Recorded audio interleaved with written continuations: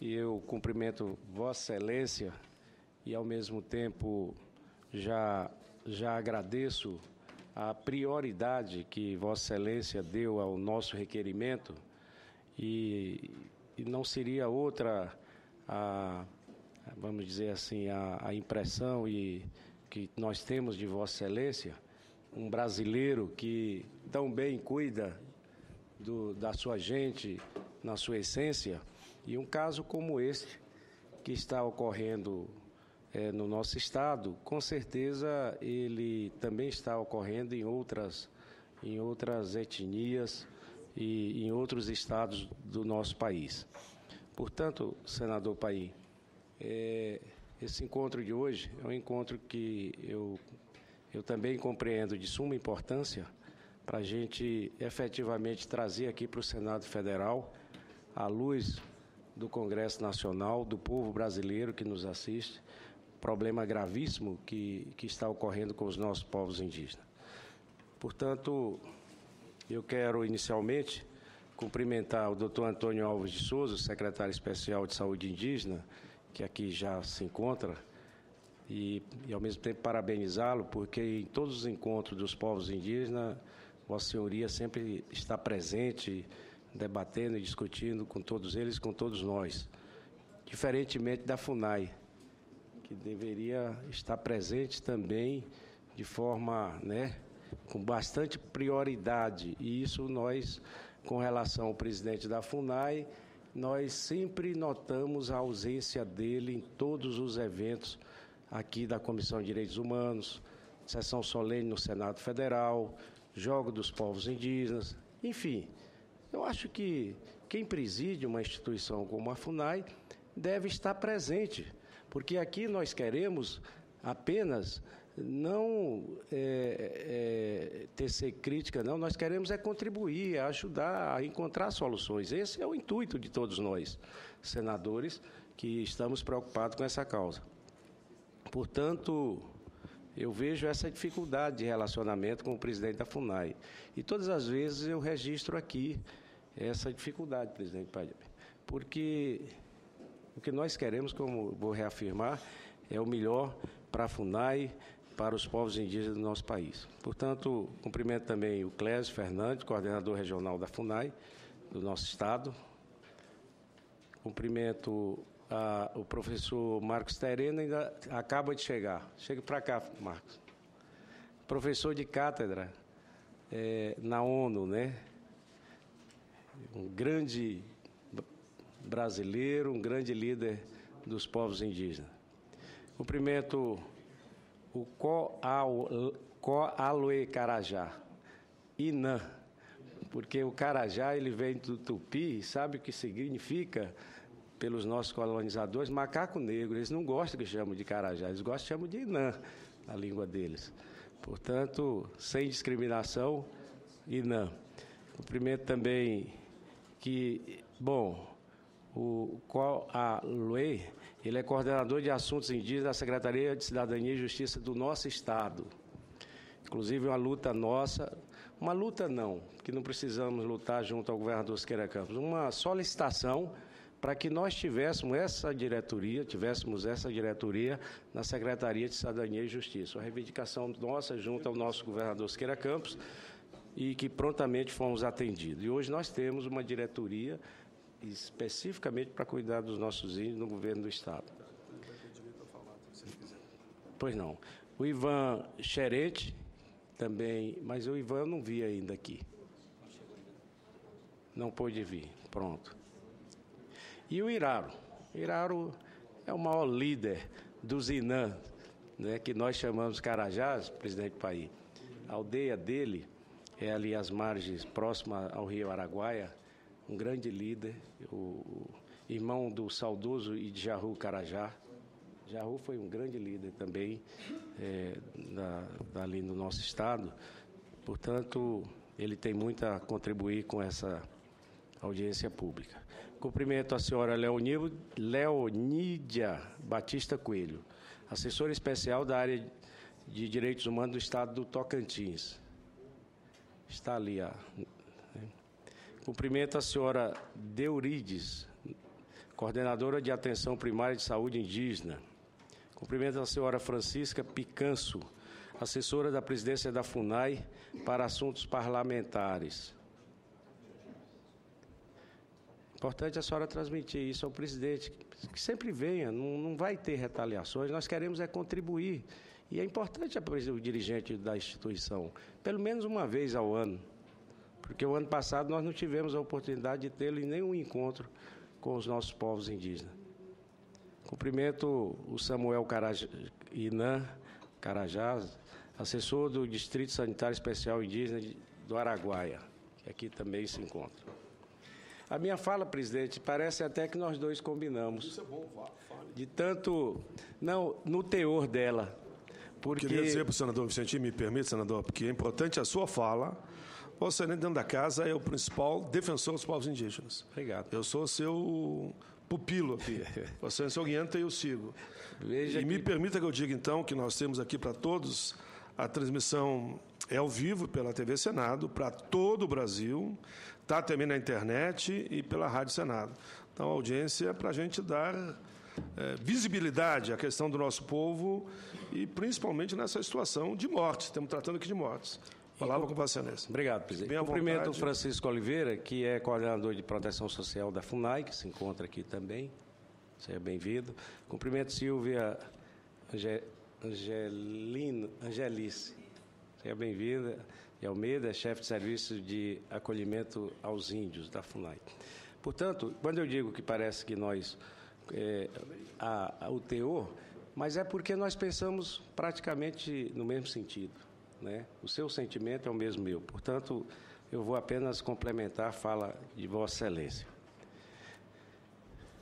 Inicialmente, gostaria de saudar os ilustres debatedores que integram a mesa, que irão integrar a mesa, que aqui representa os órgãos federais como a FUNAI, como a CESAI, o Ministério Público Federal foi convidado também, o governo do estado do Tocantins, do meu estado, e os representantes indígenas, por terem prontamente atendido ao convite da Comissão de Direitos Humanos do Senado Federal para discutirmos um tema altamente relevante que diz respeito à garantia do direito individual à vida dos nossos irmãos indígenas. Eu tenho muito prazer, Iraro, de estar aqui sendo o seu senador da República. Vocês que gravaram um programa maravilhoso dos nossos índios na campanha, no pleito eleitoral, quando ali eu dizia que iria fazer tudo o que eu pudesse dentro dos meus limites para chegar ao Senado Federal e dizer que ali vocês teriam um senador amigo que estaria sempre atento em suas causas. Portanto, estou me esforçando para devolver essa confiança. Portanto, o que nos moveu a apresentar o requerimento para a realização dessa audiência pública na Comissão de Direitos Humanos são as tragédias que diz respeito com intensidade cada vez maior na aldeia da etnia Inan, Carajá, que a gente chama, de Santa Isabel do Morro, na Ilha do Bananal. Então, o que deu motivo, né, assim, que aflorou, vamos dizer, esse problema, muito embora é um problema que já existe e ocorre nas demais etnias do país inteiro, mas o que aflorou na mídia e para a sociedade foi exatamente lá na aldeia de Santa Isabel. Portanto, somente nos 2 primeiros meses de 2012, ocorreram 4 casos de suicídio entre jovens indígenas na Ilha do Bananal e mais 6 tentativas de suicídio. Quer dizer, é um número, como disse o presidente Paí, significativo, né, e preocupante. A situação é alarmante. Segundo dados da própria comunidade, desde julho de 2011, já foram 7 o número de jovens que provocaram a própria morte. Nós nascemos para viver, inclusive para morrer, de preferência de morte natural, não de suicídio. O suicídio não é uma regra da vida, é uma exceção e que nós temos que tomar todas as providências que for possível para evitá-los. Portanto, os povos carajás estão preocupados, presidente Paí, e temem que novos episódios aconteçam dentro da aldeia. Portanto, esses são, segundo os relatos dos próprios índios, dão conta de que é comum entre eles, adolescentes, usarem drogas e até mesmo cheirarem gasolina com creme dental. Gasolina pura e usarem maconha e cocaína. A situação é tão preocupante que as crianças indígenas já foram vistas cheirando gasolina. Quando não encontram a cachaça, bebem gasolina e álcool. É importante trazer esse tipo de problema para cá, para ver o que a gente pode fazer, o governo federal, através de seus instrumentos, das suas instituições, e o governo do Estado, o Congresso Nacional. Então, é gravíssimo isso. São relatos deles. Eu estou apenas de desespero. Então, diante desse quadro caótico, a comunidade tem realizado reuniões na tentativa de detectar as causas para esse comportamento e assim evitar que novas tragédias aconteçam. O alcoolismo foi apontado como um dos principais problemas que a aldeia enfrenta atualmente, mas é preciso analisar os motivos que levaram esses jovens a essa situação de alcoolismo, drogas e etc. Seria uma questão existencial, talvez a dificuldade de definir com clareza a sua identidade como indígena. E é importante ressaltar que todos os anciões, os líderes indígenas, eles sempre orientam para o melhor. Sempre, às vezes, a influência dos não índios é que estejam atrapalhando o dia a dia dos nossos povos indígenas. Nesse caso, entenda a necessidade de um trabalho envolvendo psicólogos, antropólogos, pedagogos, assistentes sociais, enfim, profissionais habilitados para auxiliar essas comunidades, estabelecendo um diálogo intercultural que contemple a sabedoria indígena e o conhecimento científico. Entendo que é preciso trabalhar a autoestima dos indígenas e fazê-los compreender o papel fundamental que ocupam na sociedade brasileira. Os nossos índios estão com a autoestima baixa. A gente vai nas aldeias, conversam com eles, eles precisam de motivação. Portanto, a importância dessas comunidades, por exemplo, a preservação do meio ambiente, no momento em que o mundo inteiro se dedica à discussão da causa ambiental, como vital para a própria preservação da espécie humana, um dos assuntos a ser discutido. A ocorrência de suicídios, sobretudo entre a população jovem, indica a necessidade de um estudo mais específico para essa faixa etária. Combater a ociosidade entre os jovens, proporcionando-lhe alternativa de lazer, como bem disse o presidente Paim, pode ser uma medida saneadora. Gestões conduzidas junto ao Ministério dos Esportes estão bem adiantadas no intuito de implantar um programa de esporte e lazer nas cidades que seja também estendida às aldeias indígenas, criando assim um ambiente favorável para a atividade cultural, de cultura, de saúde, esporte e lazer nas comunidades indígenas.